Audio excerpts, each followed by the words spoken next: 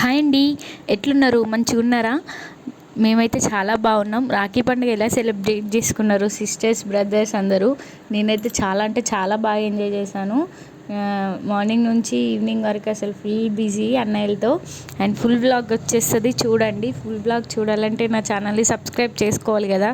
Subscribe చేసుకొని వాళ్ళు ఎవరైనా ఉంటే సబ్స్క్రైబ్ చేసుకోండి ప్లీజ్. అండ్ బయట తీసుకోవడం ఎందుకు స్వీట్స్ అని చెప్పేసి నేనే మా అన్నయ్యల కోసం ఓన్గా ప్రిపేర్ చేస్తున్నాను. ఇది రవ్వ లడ్డు. ఎంత టేస్టీగా ఉంటుందంటే నార్మల్గా రవ్వ లడ్డూలు కొందరు చేస్తే అది అసలు విరగను కూడా విరిగాయి, అంత గట్టిగా అయిపోతాయి. కానీ ఒకసారి మెదట్లో ట్రై చేయండి, సూపర్ అంటే సూపర్ వస్తుంది. నేను కేజీ రవ్వతో చేస్తున్నాను. కేజీ రవ్వకి 2 కొబ్బరికాయలు తీసి గ్రైండ్ చేసి దాన్ని 2 అవర్స్ పక్కన నానబెట్టాలి. అంటే కలిపి ఇప్పుడు నేను మిక్స్ చేశాను చూడు, అలా మిక్స్ చేసి 2 అవర్స్ పక్కన నానబెట్టాలి.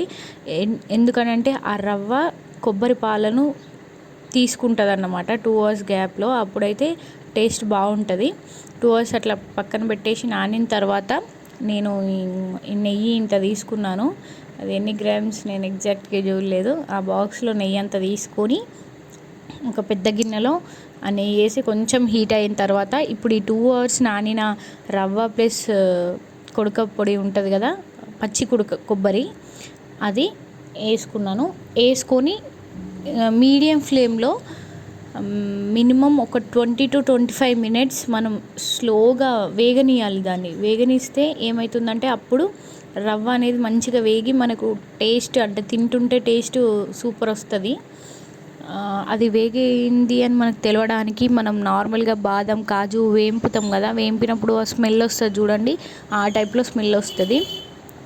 వచ్చినప్పుడు మనం ఆఫ్ చేసేయాలి. తర్వాత నేను కరెక్ట్ మెజర్మెంట్ అంటే స్వీట్ ఎక్కువ తక్కువ కాకుండా చెప్తున్నాను. మీకు కావాలనుకుంటే తక్కువ వేసుకోవచ్చు, ఎక్కువ వేసుకోవచ్చు. నేను కేజీ రవ్వకి కేజీ చక్కెర తీసుకుంటున్నాను. కేజీ చక్కెర తీసుకొని కొన్ని వాటర్ పోసేసి, ఆనకం అంటే ఆనకం కాదు ఫ్రెండ్స్, అంటే నార్మల్గా చక్కెర కరిగి ఒక 5 to 10 మినిట్స్ బాయిల్ అయితే సరిపోద్ది.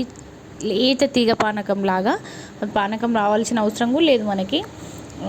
నార్మల్గా బాయిల్ అయిన తర్వాత నేను యాలకులు పొడి వేసుకున్నాను మిక్సీలో. యాలకులు పొడి వేసుకొని యాలకులు పొడి వేసి తర్వాత మనం మిక్స్ చేసిన రవ్వ ఉంటుంది కదా, ఆ పక్కదే అందులో వేసేసి కలిపేస్తే సరిపోద్ది ఫ్రెండ్స్. అది తర్వాత కొంచెం అది మంచిగా మిక్స్ చేసుకోవాలి. తర్వాత కొంచెం గోరువెచ్చగా ఉన్న తర్వాత మనం లడ్డూలు మనకి ఎంత సైజులో కావాలో అంత సైజులో లడ్డూలు ప్రిపేర్ చేసుకుంటే సరిపోద్ది. ఇంకా టేస్టీ లడ్డూలు అయితే సూపర్ వచ్చాయి ఫ్రెండ్స్. మా అన్నయ్యలందరూ చాలా బాగుంది అన్నారు. చూడండి వ్లాగ్లో కనిపిస్తుంది లడ్డూలు. ఇంకా మా అత్తయ్య వాళ్ళ తమ్ముళ్ళకి వాళ్ళకి పంపించాను, ప్లస్ నేను.